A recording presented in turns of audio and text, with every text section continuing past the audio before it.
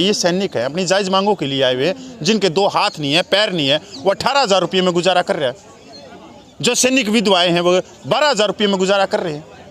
अरे 1 rank 1 pension पर तो जवानों का अधिकार है, बोलो ना सच्चाई, कोई शहरी कमेटी को बताओ ना। मेरा जवान कम उम्र में रिटायरमेंट आ जाता है, मेरा जवान कम उम्र में रिटायरमेंट आ जाता है, मेरी सैनिक माता बहनें जो सैनिक विधवाएं उनका गुजारा नहीं होता। ये 5.5 लाख रुपये का ये रेट ले गया।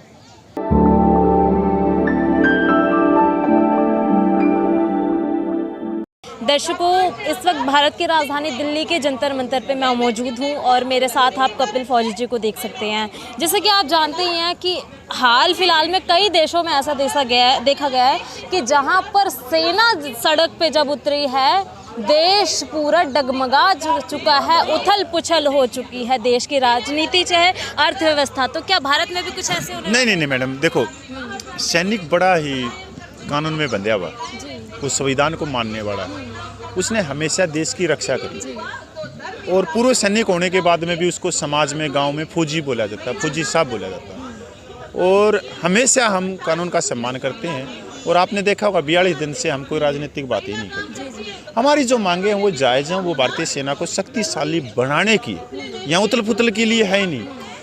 जो आपने बाहर देश का कोई उदाहरण दिया होगा वो सेनाओं का होगा, पर यहाँ पर अलग चीज़ है, वो कोई राजनीतिक उनके हित होंगे कि भाई कुछ और चीज़ है। यहाँ तो हम भारतीय सेना के पक्ष में आए, भारत सरकार के पक्ष में आए, हम यहाँ समर्थन कर रहे कि भाई हमारी भारतीय सेना में जो रूढ़वादी प्रथाएं हैं, जो भेदभाव की है, जो संविधान के दायरे से बाहर है, वो चीज़ें समाप्त होनी चाहिए और इससे हमारी भारतीय सेना विश्व की शक्तिशाली बनेगी। देखो आपका और मेरा अभी नहीं है क्या? बहुत अभी भी बहुत शक्तिशाली है, ऐसा नहीं है, अभी भी विश्व के 3रे नंबर पे आती है, पर हम तो पहले नंबर पे ले आएंगे अपनी भारतीय सेना को। अमेरिका को टक्कर देंगे? मैडम क्यों नहीं देंगे, हम 140 करोड़ लोगों का देश है ये। हम अभी आपने देखे होंगे माननीय प्रधानमंत्री भी बोल रहे हैं कि स्वदेशी अपनाओ, सारी चीज़ें यहीं पे बननी जरूरी है, अमृतकाल है, सारी चीज़ें अपने देश में आने लगी, तो भारतीय सेना पहले नंबर पे क्यों ना है? तो हमारा कर्तव्य नहीं बोलता, हम उसका नमक खा रहे हैं।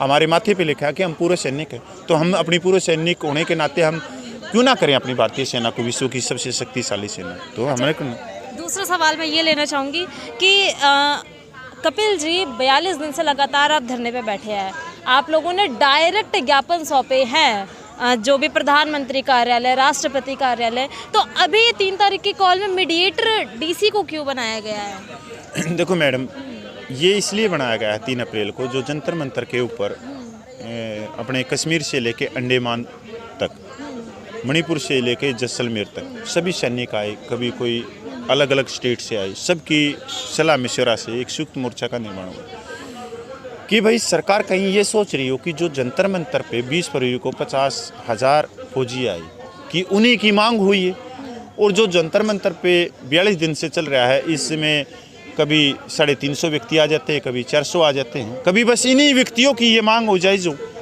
जबकि 28 लाख सैनिक हैं वो तो घरों में बैठे हैं। तो इस चीज़ को बताने के लिए कि जो 20 फरवरी को आए थे वो जायज़ है, वो ये जो केरला के सैनिक हैं, जो तमिलनाडु के हैं, जो हैदराबाद के हैं, जो गुजरात के हैं, जो हरियाणा के हैं, पंजाब के हैं, मणिपुर के हैं, बिहार के हैं, असम के हैं, हिमाचल के, उत्तराखंड के और कश्मीर के, वो भाई बताएंगे कि जो 20 फरवरी को दिल्ली जंतर मंतर पर 50,000 जो पूरे सैनिक पूछे और उस दिन के बाद में जो धरना चल रहा है, वो हमारी भी मांगे हैं, वो हमारी भी मांगे हैं, चाहे हम केरला में ही क्यों ना बैठे हों, पर वो हमारे जो भाई हैं वो हमारे हिस्से की लड़ाई लड़ रहे हैं और वो मांगे हमारी जायज़ हैं।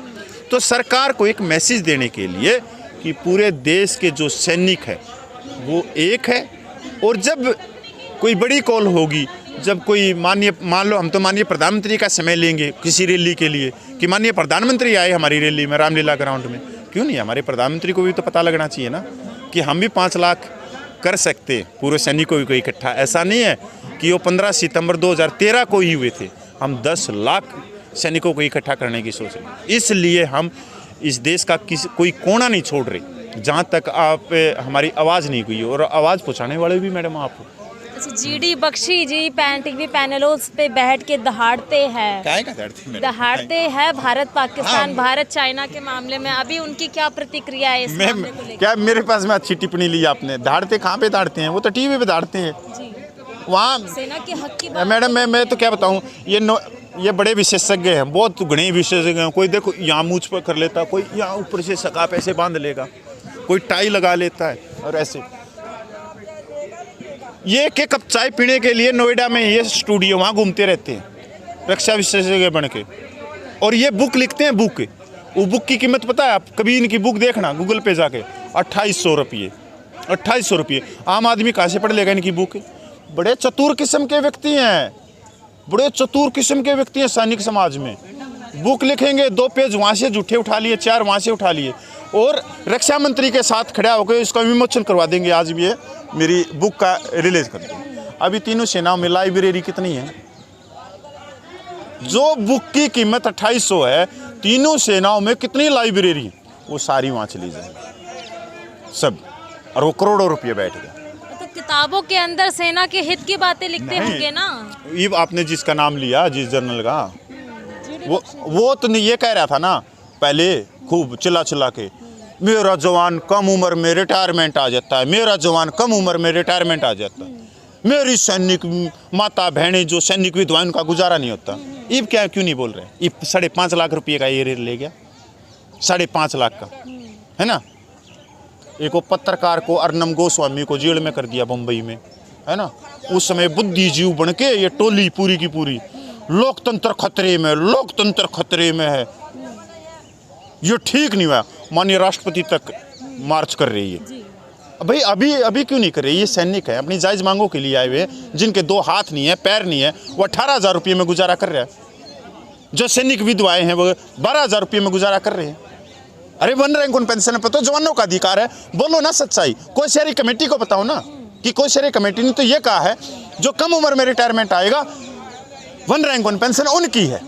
और ये ले गए गप्फे मार मार के लाखों रुपये। अरे वो कोई भी है मैडम, वो सब अधिकारी हैं। 2006 में एक लेफ्टिनेंट कर्नल की जो बेसिक पेंशन थी वो 14,600 रुपये थी, आज 95,000 है 2023 में, प्लस DA लगा लो।